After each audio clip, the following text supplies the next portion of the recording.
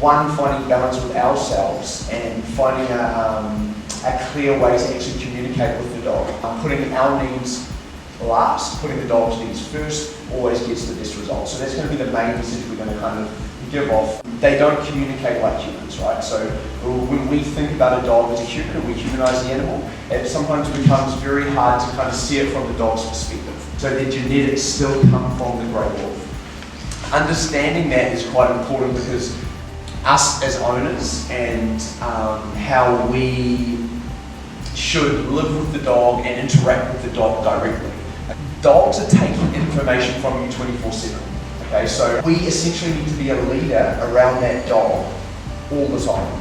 Okay, so you can't have a break from them pretty much. Consistency and giving consistent information is quite important. So I see like being a leader or a director as controlling what the dog has access to in the living environment. So what the dog can and can't do, setting boundaries. So where does the dog spend most of the time with us? So in the lounge, in the home, right? So in the living environment. So if dogs are taking information from us 24/7, and we're spending, say, 80% of our life with that dog in the house, the rules in the living environment are going to be very important. Okay, so things like getting off the furniture. The reason for that is when you put a dog up high, especially a dog that you're training, a trained dog is slightly different. So say we train a dog for a year, it can have more freedom, but while we're training a dog, I would definitely get it off the furniture. The reason for that is they tend to get up and they sit up high and they go like this. They sit up high and they become protective, so it can once again increase the dog's want to protect the house. Okay. The other big one is affection. Okay, so when we do and don't give the dog affection, and this is probably 50% of where people go wrong. Think about affection as pay. Okay, and this is a concept I like to give off. So if I give you, say, $100 for cleaning my car, and then the next day I go, how would it be $20 for doing the same thing? You're going to become very unmotivated.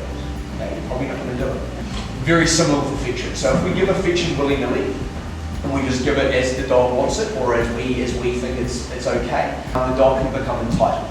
Okay, so it demands affection, becomes more controlling of us. They become even anxious. So it kind of, depending on the dog's temperament, will go one way or the other. So we've got the high-end dogs, so the bolshy dogs. The dog's going to become more protective. The low-end dogs, so the more fearful dogs or the softer dogs, generally become more insecure. We have a fearful dog or an insecure dog, and we give it a lot of affection all the time, and generally reclusive like this, so it becomes more fearful. Okay? It kind of, too much affection can kind of create imbalance in the dog. Communication. Yeah. Right, so giving the dog clear communication is quite important, right? If we are unbalanced when we communicate, so we're going up and down, so we go, right, it becomes confusing for the dog. Yeah. So a big part of being that director is being in control. When your emotions come into play. Yeah, so they don't keep emotion on. Yeah, and at the very beginning of the seminar, you heard me kind of talk about like learning to control ourselves and controlling our emotions, and that's a huge part of the dog. The way we're interacting with the dog has a massive effect on the dog's behavior. Like think about like with children. If you say to them one day, it's okay to cross the road without looking, and the next day you say you don't cross the road without looking. Is that clear information now? So very similar with dogs. So you're giving so I would say using consistent information.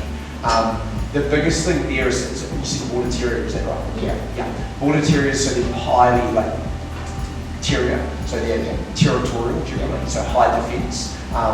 So they're facing out, she's looking out the windows is the start of like a territorial behavior, which is related to jumping on the furniture. So if I had, so just to clarify, if I had a dog that was showing no behavioural issues and was perfectly balanced, I would give it some freedom like that. Yeah. If it's giving me issues and inconsistency, I would give it strict guidelines and boundaries to get some sort of consistency out of it. Does that make sense?